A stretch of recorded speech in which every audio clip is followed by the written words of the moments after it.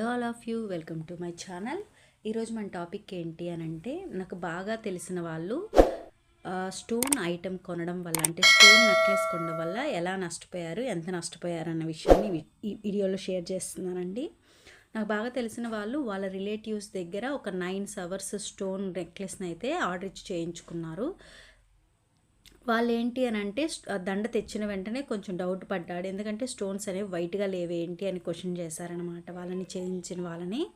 వాళ్ళు ఏమన్నారు అని అంటే, అవి ఎక్కువ పాలిషింగ్ పెడితే కలర్ వస్తాయి, వైట్ వస్తాయి, కానీ పాలిషింగ్ మేము ఎక్కువ చేయట్లేదు, ఎందుకు అని అంటే లైఫ్ రావు అని చెప్పడంతో వీళ్ళు సైలెంట్ అయిపోయారు.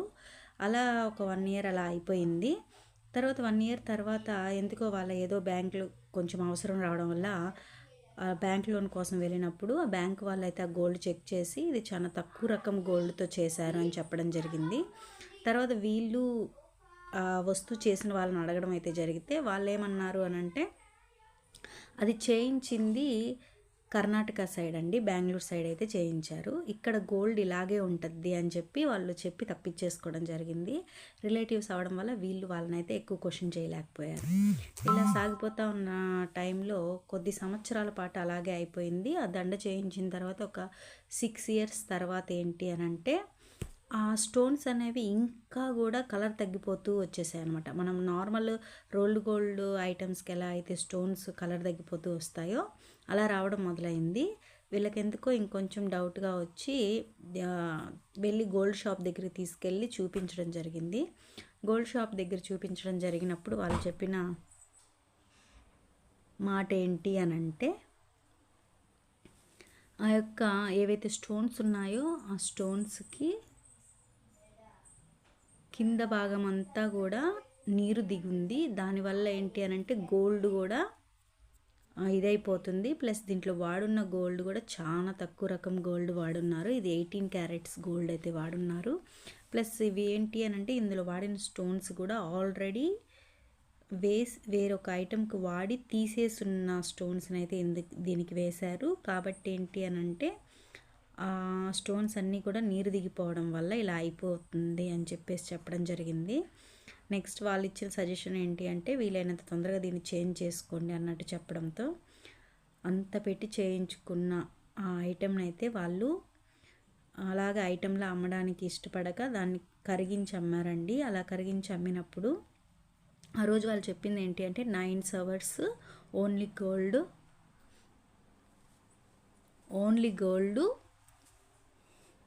అందులో బ్యాలెన్స్ స్టోన్స్ ఏవైతే ఉన్నాయో దానికి హాఫ్ అమౌంట్ పే చేస్తే చాలు అన్నట్టు చెప్పారు. బట్ అవి తీరా కరిగించి అమ్మినప్పుడు ఓన్లీ ఆ మొత్తం గోల్డ్ వెయిట్ వచ్చేసి ఓన్లీ 7 అవర్స్ మాత్రమే వచ్చింది. అంటే 2 అవర్స్ అయితే వాళ్ళు మోసం చేయడం జరిగింది. ప్లస్ ఆ ఉన్న 7 అవర్స్ కూడా ఓన్లీ 18 క్యారెట్ గోల్డ్ అయితే ఇచ్చారనమాట. ఇలా వాళ్ళు దాంట్లో చాలా అమౌంట్ని అయితే నష్టపోయారు. అది కూడా ఎవరో బయట వాళ్ళు, ముక్కుమొహం తెలియని వాళ్ళు కాదండి మోసం చేసింది, ఓన్లీ వాళ్ళ రిలేటివ్స్ మాత్రమే. మన వాళ్ళే కదా, అది వరకు కూడా మనం ఒక 10 అవర్స్ గోల్డ్ చేయించుకున్నాం కదా, ఇందులో ఏం మోసం ఉండదన్న ఉద్దేశంతో వాళ్ళు చేయడం జరిగింది. బట్ దాంట్లో అయితే చాలా అమౌంట్ అయితే వాళ్ళు నష్టపోయారు. అప్పుడు నేను రియలైజ్ అయ్యాను, అప్పటి నుంచి అయితే ఎటువంటి స్టోన్ ఐటమ్స్ అయితే మనం తీసుకోకూడదు అని చెప్పి.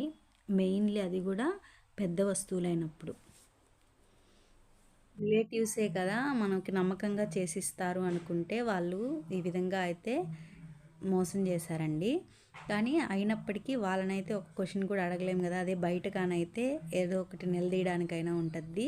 పాపం అలాగా వాళ్ళు 9 అవర్స్కి మనీ కట్టి దాంట్లో ఓన్లీ 7 అవర్స్కి మాత్రమే గోల్డ్ ఉంది.